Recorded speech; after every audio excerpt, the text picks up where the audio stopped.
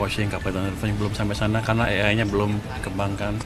Dalam 3 bulan ke depan kita akan kembangkan sistem AI yang lebih siap di Bea Cukai. Kita ngelihat sistem monitoring dashboardnya Bea Cukai di sana, yang ke pelabuhan dan yang ke tempat-tempat lain. Saya juga sempat diskusi dengan atau teleponan dengan orang Bea Cukai di kapal yang dekat Batam sana. Ada kendala apa tadi ketemuin sana? Ada kendala apa terkait dengan monitoring sistemnya? Nggak ada kendala, cuma saya pengen lihat seberapa canggih sih punya Bea Cukai. Bisa nggak saya optimalkan untuk tadi mengurangi yang dikritik Pak Presiden, under invoicing. Di situ sebenarnya udah cukup bagus, tapi belum ke level dimana saya bisa secara online di situ aja monitor kapalnya under invoicing, capital invoicing belum sampai sana karena AI-nya belum dikembangkan.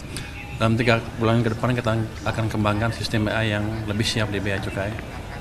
Berarti lanjutan dari yang LNSW kemarin ya Pak? Ya, di LNSW kan nanti akan kita buat think tank untuk perdagangan, dan ini kita bentuk tim berisi 10 orang yang jago-jago di sana, ada mathematician segala macam untuk memastikan bahwa nanti mereka bisa menganalisa kebocoran perdagangan kalau ada. Ini lanjutannya saya akan perkuat semua LNSW, Bea Cukai, nanti juga pajak juga sama.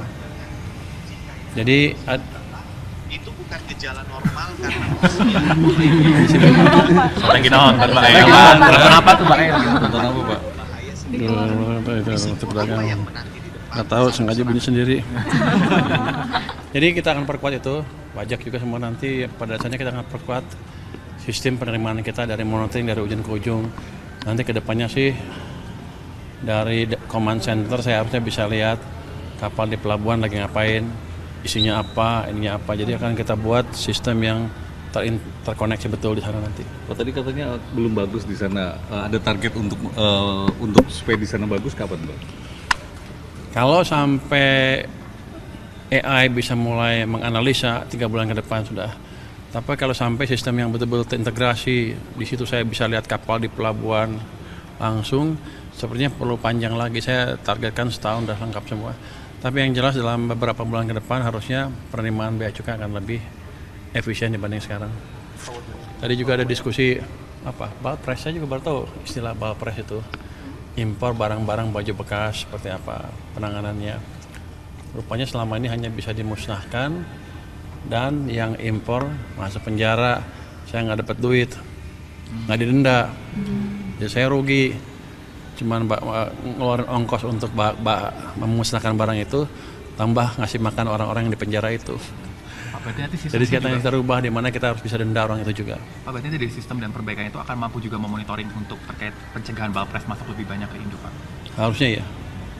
Pak, kalau misalnya Dan sekiranya sepertinya mereka udah tahu, kita udah tahu pemain siapa aja. Harusnya saya lupa tadi kalau ada yang pernah Balpres saya akan blacklist, nggak boleh impor larang lagi. Pak, tadi terkait Cortex kan katanya seminggu akan sudah bisa dipakai itu. Nanti hari Jumat saya umumkan. Kan sekarang belum, Pak. Kan sebulan kan jatuhnya Jumat kalau nggak salah. Nanti saya umumkan seberapa bagus. Pak, ini udah jalan terus sih, udah bagus. Pak, kalau Balpres tadi nggak boleh impor lagi, berarti Senin tutup dong, Pak? Pasar Senen maksudnya? Oh enggak, nanti kan diisi dengan barang-barang dalam negeri. Tapi artinya barang-barang impor bekas itu nggak ada lagi yang kayak pakaian bekas itu di Senen. Padahal Pasti. itu ada UMKM kan? kecil juga yang dimanfaatkan. Lo pengen menghidupkan UMKM ilegal, bukan itu tujuan kita.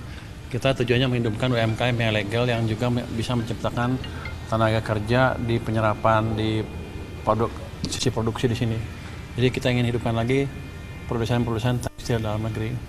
Pak, berbeda dengan OJK saya biasa yang kemarin itu nanti setelah diskusi dengan OJK saya umumkan. Pak, hambatan usaha Pak, ini ada keluhan dari pelaku usaha micil mereka, ada event-event mereka khususnya event pemerintah yang belum dibayar. Salah satunya itu dari event PON ke 2021 di Papua.